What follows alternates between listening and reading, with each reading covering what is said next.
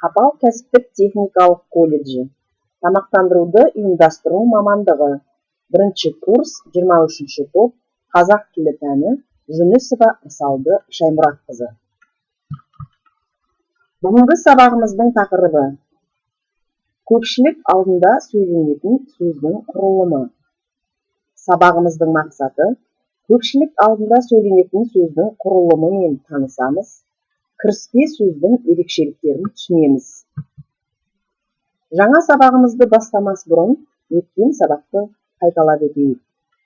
Цицерон Марк Тулли, Михаил Васильевич Ломоносов, Лори Крам 75-ші жаттығуда берілген ұлы ғалымдардың білім көтеру жайында айтқан ойларын түсіндіріңіздер.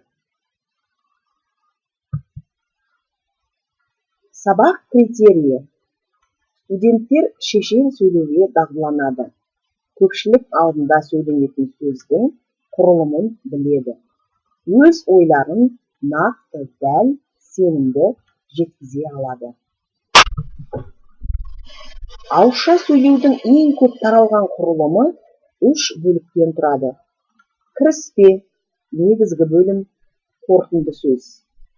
Әрбір бөліктің өзіндік ерекшелігі бар. Ғалымдардың айтуынша, сөйлеудің басы мен аяғы көпшіліктің есінде жақсы сақталады. Сондықтан, сөйленетін сөздің кіріспесі мен қорытындысына ерекше көңіл бөліну керек. Кіріспе: шешен сөздің басында тыңдаушыларды қаншалықты қызықтыра алса, соншалықты табысқа жетеді. Кіріспе сөз сәтсіз болса, тақырыпқа тыңдаушылардың қызығушылығын, көңілін аудара алмайды. Негізгі бөлім: сөйлеушінің міндеті тек тыңдаушылардың назарын аударып қою ғана емес, соны сөздің аяғына дейін сақтау. Негізгі бөлімде материалдардың негізі беріледі, мазмұны түсіндіріледі, дұрыстығы дәлелденеді. Қорытынды сөз: сенімді және сәтті жасалған қорытынды сөз тыңдаушылардың есінде ұзақ қалады, жақсы әсер тудырады. Қорытындыны кіріспеде айтылған әңгімемен байланыстырылған жөн. Сөйлеушінің соңғы сөзі әсерлі болу керек, тыңдаушыларды рухтандыру керек, белсенді әрекетке шақырып, жұмылдыру керек. Құрметті студенттер, сіздерге Қасым-Жомарт Тоқаевтың көпшілік алдында сөйлеген сөзі туралы видео ұсынамыз.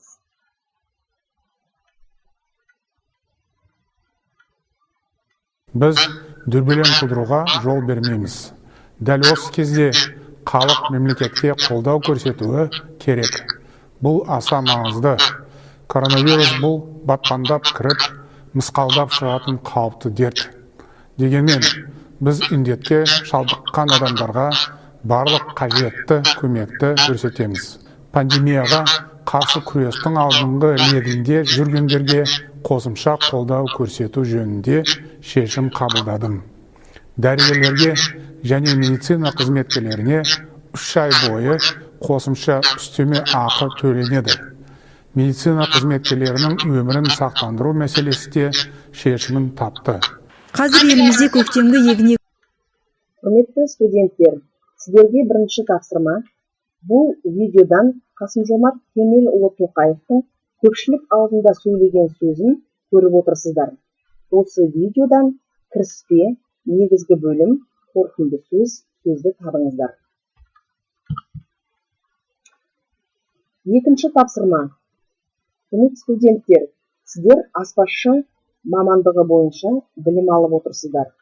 Сондықтан сіздерге мамандықпен байланысты аяқталмаған мақал-мәтелді толықтырыңыз. Үшінші тапсырма: 77-ші жаттығу, 85-ші бет. Мына кіріспені пайдаланып, Ньютон жайлы баяндама жазыңыздар. Баяндаманың негізгі бөлімі мен қорытындысын дұрыс ойластырыңыздар. Үйге тапсырма: ғылыми көпшілік басылымдардағы белгілі ғалымдар мен ойшылдардың пікірлерін құрылымына қарай талдап, жазып жіберіңіздер. Назар қойып тыңдағандарыңызға рахмет.